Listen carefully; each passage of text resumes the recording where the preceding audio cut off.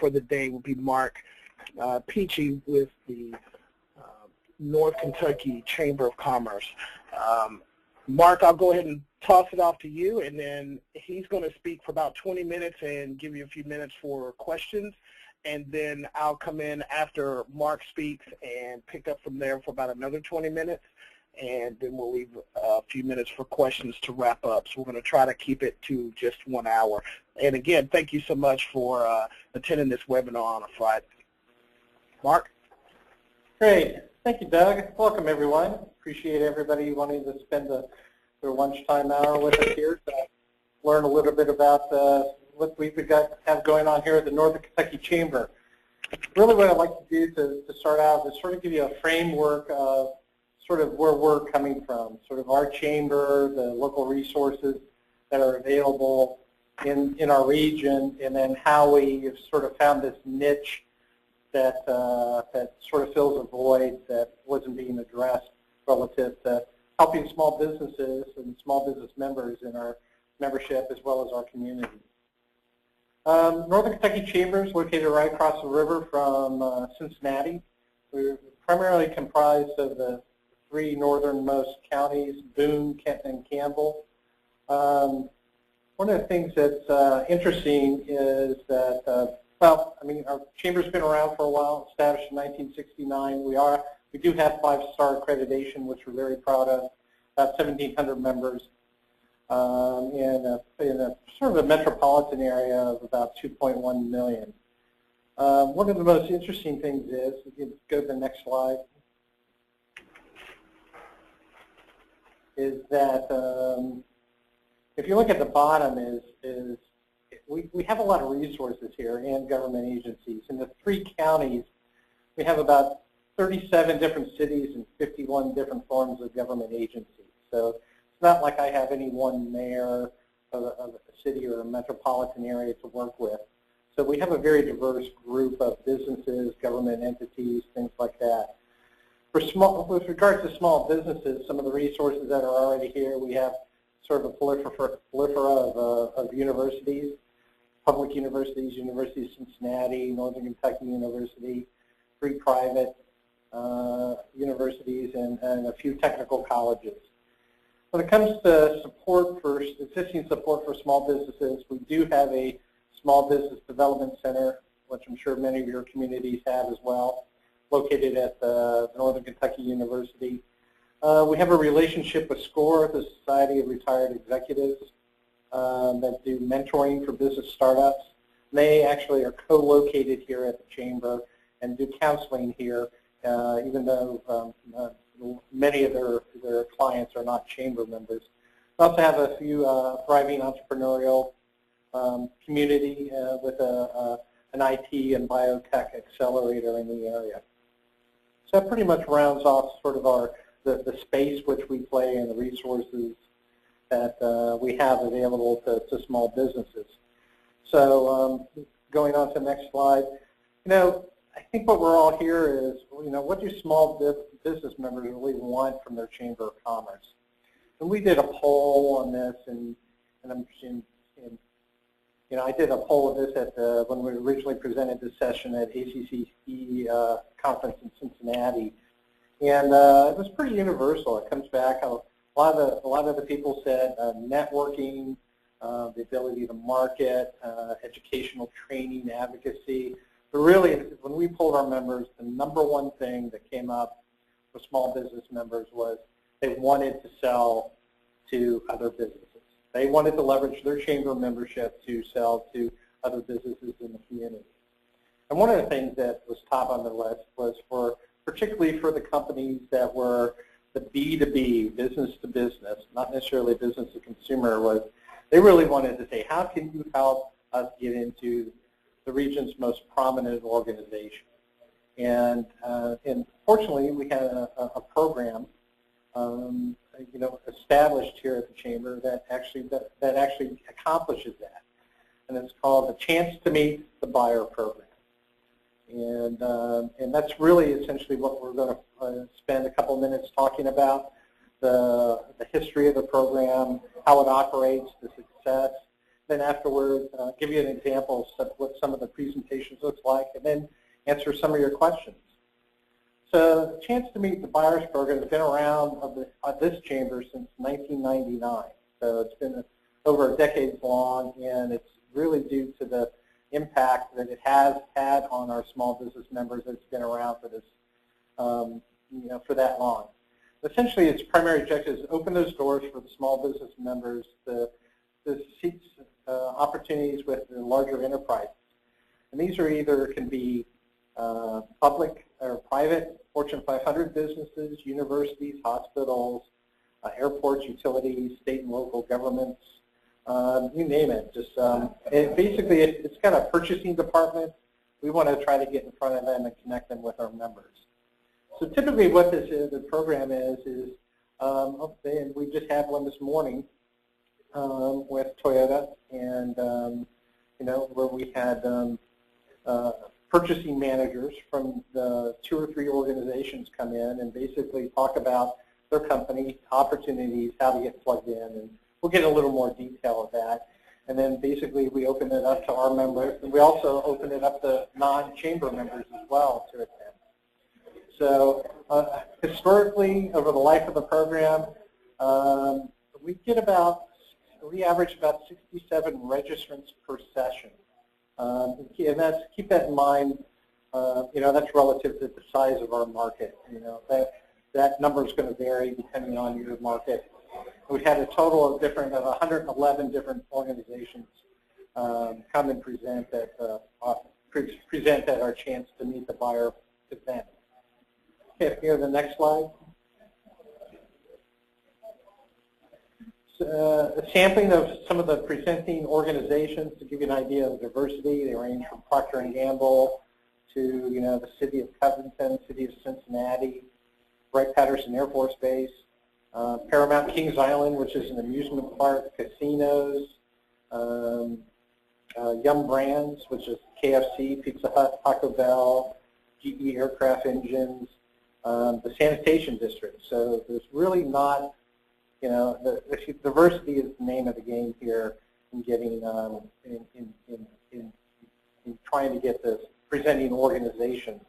And so basically, this just gives you an idea of like the relative type of organizations that you might be able to invite to come and present. Now, it's the interesting thing is a lot of these organizations are not members of our chamber. We do not make that a stipulation that you have to be a member to come present. And actually, we've actually have some of these companies as members because they have come and presented to our Chance to Meet.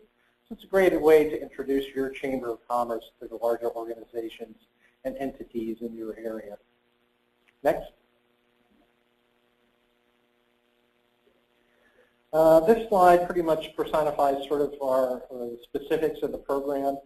We have them 6 times a year. We don't do them monthly. We tend to stray away from November, December, and the summer months.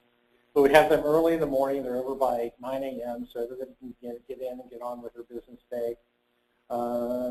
Typically, we feature 2 to 3 individual companies or purchasing agents. And the key thing here to remember is to do it from different industry sectors. We used to do it by industry sector. But we had a wide variability in attendance. For example, if we hosted Procter & Gamble, we may get 150 attendees. If it was city governments, sanitation district, we could get as low as 20. So what we try to do is we try to get an A-list company or sort of somebody that will, a large company that will attract a lot of people, but then throw in some other smaller organizations that may not get attention. And it's been interesting. A lot of people say they came to learn how to do business with one organization, but ended up finding opportunities for others. At each session, we do distribute an attendee list, and I'll give you a reason why we do that later on in the presentation. We require the presenting organizations to physically give their contact information to allow direct follow-up. and be available for networking time before and after the event. We provide them with a PowerPoint template, sort of give them an idea of what are the types of information they need to present, because we know that if it's not presented, these are the kinds of questions will be asked. We send a post survey to both attendees and presenters at 6 months in order to try to quantify, if any business was generated from that. Okay, next.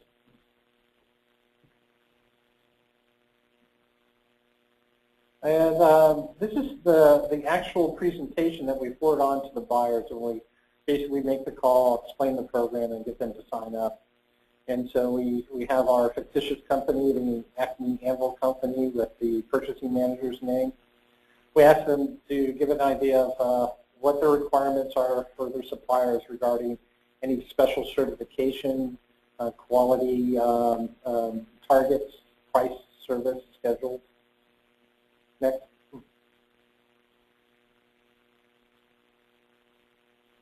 And we also, that's very important, is one of the selling points that we promote when we're contacting these organizations is our ability to help them meet their minority business and certified women-owned or disabled-owned businesses regarding to any diversity goals that they might have. So we ask them to give us an idea of what their goals are and if they have any special programs for purchasing from these type of entities. Next. Along with that, same general lines, what are their vendor goals? Most of them may not have may have a small business goal, but I can assure you today, in today's day and age, most of them have either a minority or women-owned business diversity goals that they need to meet.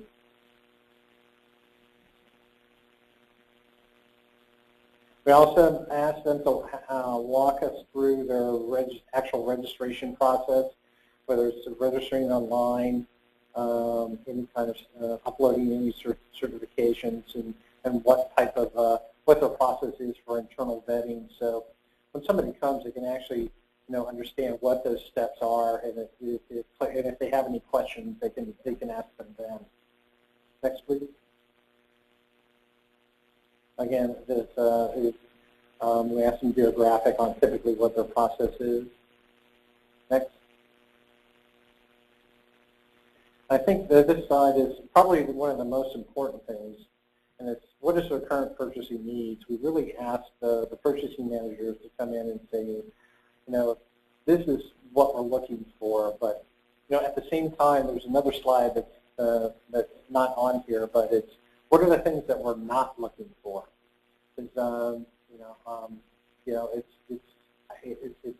it's a disservice to the people in the audience to think to look for something that may not be there, and then only to find out later on that it's not there. We ask them to basically clarify, because most organizations think that coming in you have a need for purchasing certain things that really there isn't. Next. Again, we require them to clearly give their contact information of the presenter, and if there are different groups, if you go to the next slide, we ask them to give a sort of I don't want to say an org chart, but the sort of a breakdown if they do have specialists for any type of specialty equipment or purchases or services, the contact information within their organization for those procurement specialists that handle those particular requests. So that pretty much personifies sort of what a chance to meet buyer session looks like from the perspective of a presenter. Just wanted to qualify some things here. A word of caution. And a lot of us, we need to justify the impact of our programs. And this would be one program that you think would be a great opportunity to say, hey, look, but for this program, we've generated X millions of dollars of business for things. But with our experience over the years, it's just a word of caution that both the buyers and suppliers participating in this are extremely reluctant to share any type of dollar amount in purchases awarded because of this program. The buyer, or the suppliers in particular, really don't want to broadcast that information out to their competitors, and the buyers, really don't want that kind of information out in the news. However, you can get some testimonials and some indirect things. It was interesting. When we typically, we'll have probably about 200, 250 different people attend chance to meet, and probably about 20, 25 different companies present. When we surveyed them, about 43% of them indicated they had secured business from the presenting organization. Now that's a pretty good thing, but the most interesting thing was 61% indicated that they secured business from either the presenting organization and or another company there at the event. And that's wanted to tie back into the reason why we provide a networking list of all of the participants there at the organization. It gives the attendees the opportunities to not only look for business with the presenting organizations, but from other companies that are there that day. So just we found this a startling bit of information, and just wanted to pass that on. This, like I say, this program's been around for over a decade, and been very successful, and it's one of the few ones that's passed the muster of our. We benchmark all of our programs every 2 years, and it's one that always comes to the top of the list. I'm Mark Peachy, Vice President of Business Growth at the North Kentucky Chamber. Here's my contact information. I know we don't have voice here, but if you want to type in a question, I'd be more than happy to answer that. Otherwise, if you want to contact me offline, here's my email address and telephone number. I'd be more than happy to interact or send you the PowerPoint template for the Acme Anvil Company. And I'll open up to questions now.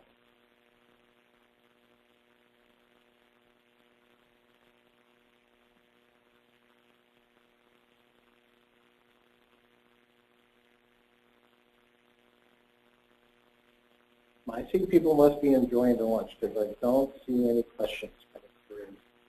Okay. So we'll do a Mark. We'll once we get the database of the folks that have joined us on this call, we'll see if ACC can send these PowerPoints out to them as well, and it'll have your contact information so you guys can reach out to him for one-on-one conversations and emails and such.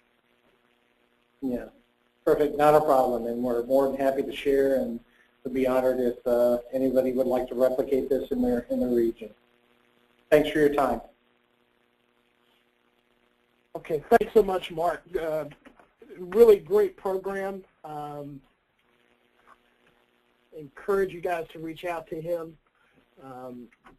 This is a really, to me, what I think is a great testimony to what other chambers are doing and being of value to small business.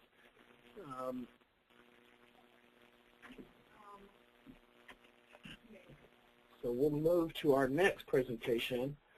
My name is Doug Ventura. I'm the Business Development Manager at the Knoxville Chamber.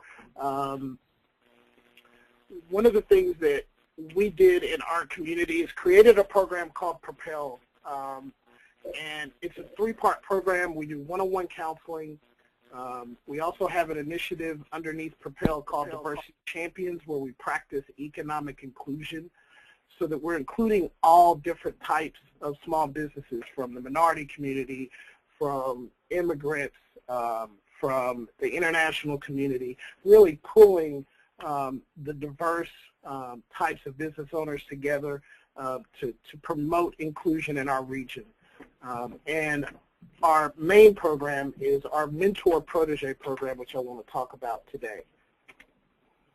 And we really believe the kind of philosophy that we started with is we believe mentoring is the next Manhattan Project for small business development. The one thing that chambers can do, we're in a fight for relevance in the small business community.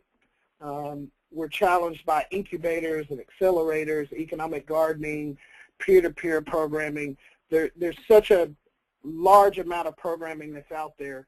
But what we felt to try to find our lane and our space in this crowded noise around small businesses was that we have one distinct resource that no one else has direct access to, and that's a consistent pool of potential mentors. And that's the one thing that we think separates chambers from everyone else in the ecosystem. And as you all know, in chamber world, it's very important for us. Most of us are partners with many of the other types of business programming, from the SBDCs to SCORE to urban leagues and other agencies that are assisting and helping small businesses. It can sometimes be daunting to figure out, okay, well, how do we add value without stepping on the toes of other people? And for us, we felt it was to take our top-tier members and create a mentoring program. We started in 2009. We've graduated 14 proteges, produced over 90 net new jobs, and over $50 million in direct economic impact. And so we're really proud of that with just the small program that we have now. We did a pilot program, we did an official launch, and we have currently 20 mentor protege teams with represent about a group of combined revenues of about 13.6 million and 117 employees. Our goal is to try to see that number grow with this current cohort from 17 million to 20 million in revenues. And we'd like to see them increase from 50 to 60 new jobs within the next 2 years. So that's kind of where we are now. One of the things that is important to note is, what do the proteges get? Because those are the members. And just to let you know, the proteges in our group are typically not startups. Most ecosystems, it's very vogue right now, and there's plenty of folks out there working in the startup market. We try to deal with either sophisticated startups, that means startups that they've already gotten off the ground, but they need to get to that next level, that first stage, or that second stage. And so we typically deal with companies who are between 100,000 in revenues and about 2 million. That's kind of our sweet spot. So these would be active members of your chamber, or people that are interested in chamber membership or have the financial capabilities to be a member of the chamber.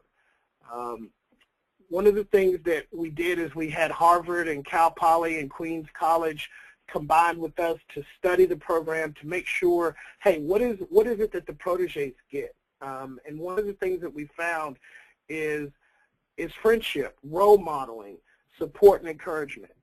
Very few of our proteges talked about revenue, talked about jobs. It was really interesting. We asked them, what was the most important thing that you got? And it was really more of these qualitative measurements versus the quantitative measurements. And our approach is kind of a three-pronged approach. We provide coaching. So for myself, I consider myself the head coach of the program. We have partners like the SBDCs and SCORE who partner with us and provide technical back office assistance. And then our third piece is visionary mentoring. So it's kind of a three-pronged approach. You've got a coach, you've got people providing the proteges technical assistance, and we have what we call visionary mentoring. And that's where we are a tiered approach to membership, and we have our top tier membership is called Premier Partner. And that is the group that we take our mentors from. So we have about 180 or so Premier Partners, and we mine them for matching up with our proteges. So what is it that the mentors get? Well, one of the things that they said was very similar to what the protege said: friendship, personal gratification, reinforcement of knowledge. mentors also cited that they got a new supplier relationship. Many of our mentors do business with other proteges, enhanced networks, achievement of strategic economic inclusion goals. They may want to do business with minority or female or veteran-owned companies, and so they were able to achieve some of those goals by participating in this program. What do chambers get? We are in a growth pattern right now. Our goal is to get to 30 proteges, and we kind of max out at that level. That's what we feel like we can service and manage properly. So you're talking about 30 teams of people. So that's over 60 folks that you're managing. And what the chamber gets out of it, one, you get to add value to those chambers, but if you look at 30 proteges, membership revenue, non-dues revenue, and sponsorship, we make about $36,000 a year in the program, net to our bottom line. So it's a great opportunity for us, to add value not only to the community, to the proteges, to the mentors, but it helps us with our bottom line. We are currently doing a regional expansion into 4 different counties in our area, and we are expanding our ability to teach other chambers how to do this. We are actually going into Indiana, we're going into Virginia, North Carolina, South Carolina, and New Jersey here in the next few months. And I'm sure as we grow into those regions, we'll communicate out to let you know how that's going and give you information on what other chambers are doing. Our program is fairly inexpensive, and what we do, we really only charge just for our time to train, and we go into each of the communities to train the chambers how to do it and how to do it themselves. They get access to our branding, they get access to all of our materials and support, because one of the things that we've seen is with mentoring, you can saturate yourself in one marketplace. And this expansion allows us to have people here that are mentors in our program here be proteges in another program. It allows mentors that are mentors in another state to come here and be a protege. Every ecosystem to small businesses is different. We are very highly governmental here. About 50% of our economy here is government. So we have a very, very strong supplier diversity, very strong purchasing community. So that infrastructure is already here. However, when government spending goes down, like sequester, and we're getting ready to get hit with sequester 2, which means government spending is going to be reduced quite a bit, which calls for government contractors to have to say, hey, we need to move over in the commercial world and be a little bit more diverse. And then as government spending increases in certain pockets or certain contracts, some of the commercial folks say, hey, we're interested in getting into the government world. And that chase ebbs and flows every single year, and it's just part of our community. But as we go into ecosystems like we're going into Evansville, Indiana, they are highly manufacturer-based. They don't have the kind of technical companies that we have, but they have those technical needs.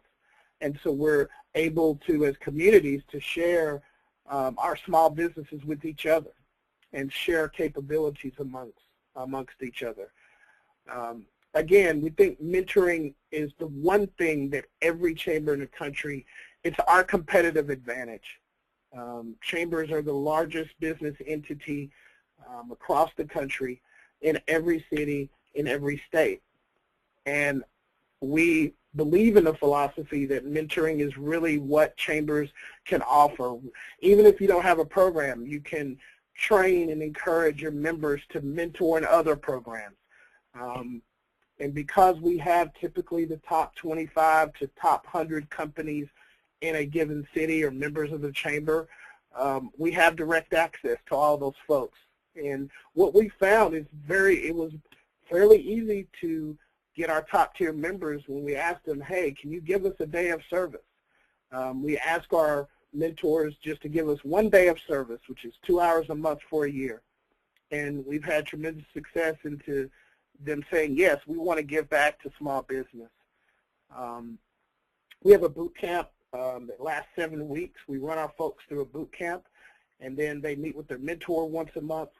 They also meet with their peers in what we call protege roundups once a month, so they get that peer-to-peer influence. We bring CEOs into those meetings as well to give them talks about accounting, to give them discussions about marketing and other things that they need from other CEOs. So we have a lot of mentors who say, hey, Doug, we don't have time to mentor someone specifically, but if you need us to come in and talk about a specific topic, we'd be more than happy to do that and answer questions. So every month there are CEOs touching our proteges in addition to their mentors, in addition to the coaching, in addition to the technical assistance. And so the likelihood of success when you're touching the folks that many times, it really promotes success and increases their chances of being successful. So we're real proud of this. And again, we think this is something that makes Chambers unique. And we want to see Chambers create a culture of mentors, just like we have a culture of being a networking organization and having business after hours and breakfast meetings. We want Chambers to be known as, hey, this is a place I can come to get mentors. And we think it's one of the better ways to defeat the notion that, hey, what are you doing for me? What have you done for me lately? And I'm sure all of you have heard that from your members. And when you look at retention rates, our retention rate right now is just at 90% in our membership. And I think it's part and parcel to programs like this, as well as our other programming that directly touches small businesses. That's more than just a meeting, a one-off meeting, or an event. We really think it's our ability to be able to touch and provide services to directly to the small businesses and add value, using our membership as our biggest tool to do that. So that's kind of it on our Mentor Protege program. We also have software, so we are automating everything that we do because in the Chamber world we all wear probably 3 or 4 hats, and it's difficult to manage paper and manage processes when you have so many things to do.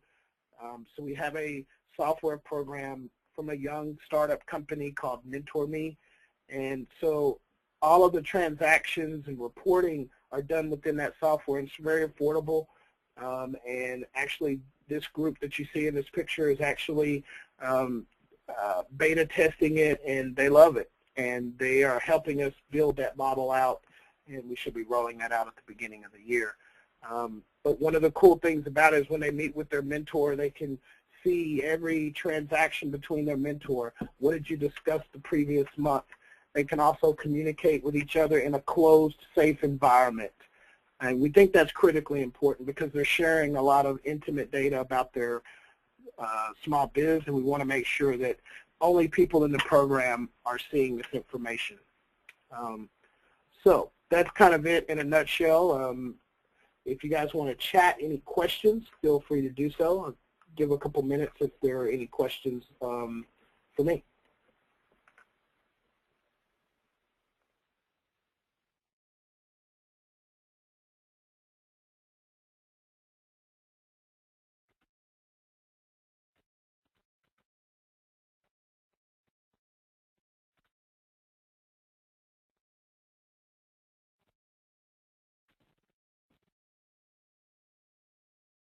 And I'm seeing a note that there are quite a few questions under the questions tab. So let's see if we can find that tab.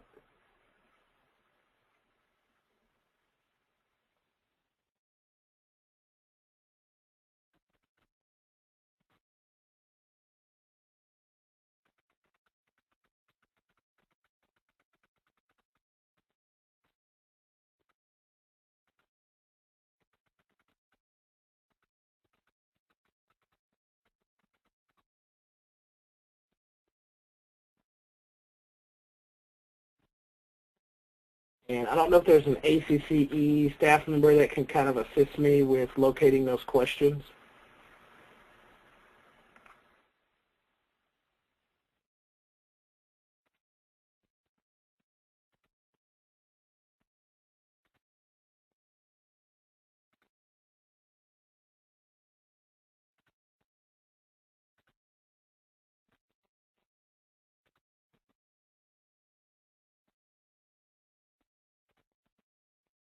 But my email is here, and my phone number is here. If you do have questions, feel free to reach out to me. I apologize I can't find the tab for those questions, and we'll make sure to get answers back to each of you on those questions.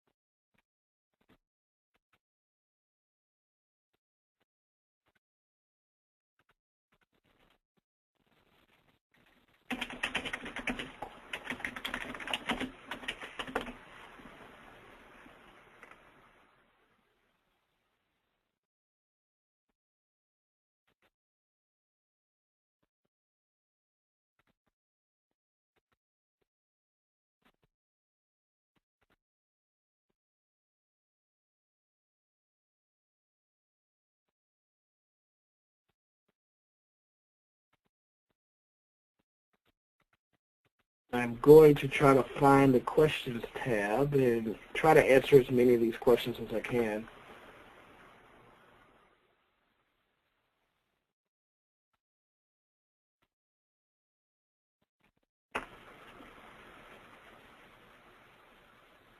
Again, my email is there. Feel free to click on that email and ask any questions that you may have, and I'll be happy to follow up with you offline.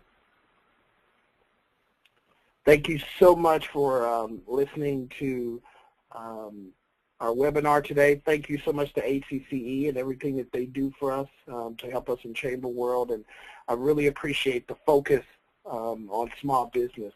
Again, if you have any questions, feel free to reach out to us.